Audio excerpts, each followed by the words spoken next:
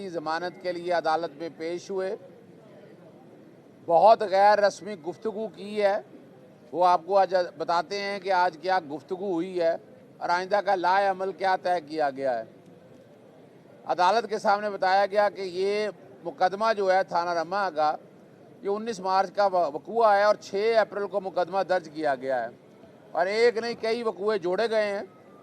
तो इसकी हिफाजती ज़मानत दी जाए ताकि इस्लामाबाद से जाकर ज़मानत कराई जा सके। अल्टीमेटली इसकी ज़मानत की तारीख जो है वो 28 अप्रैल तक ज़मानत दे दी है।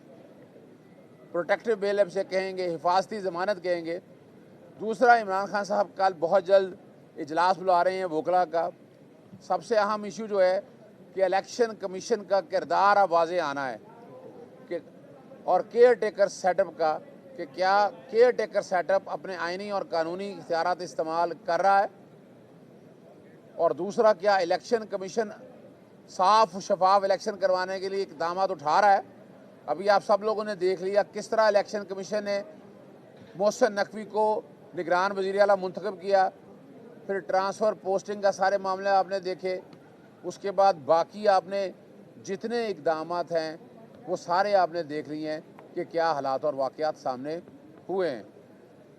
अब सुप्रीम कोर्ट ने जो अभी तक इतलात आई हैं, स्टेट बैंक को कह दिया है कि पैसे दे दें और पंजाब के इलेक्शन करवाए जाएं, लेकिन इलेक्शन कमीशन अभी भी जो है वो किरदार जिस तरह का अदा कर रहा है वो आप सब लोगों के सामने है। और उस सिलसिले में बाकायदा जो है आइंदा दिनों के अंदर वो लाएअमल तय किया जाएगा।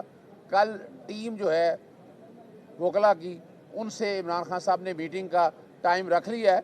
आज ख़ास तौर पर जो मेरे घर पे दहशतगर्दाना हमला हुआ है उसकी पुरजोर मजम्मत की है और साफ कहा कि बुज़दिलाना कार्रवाई है, डरने वाले नहीं है, जिंदा दिलाए सामने खड़े रहेंगे और मुकाबला करेंगे इस सारे मामले का। और जिस तरह ये फाशिस्ट हुकूमत काम कर रही है, जिस तरह ये पॉलिटिकल विक्टिमाइजेशन कर रही है, इसकी इजाज़त नहीं दी जा सकती।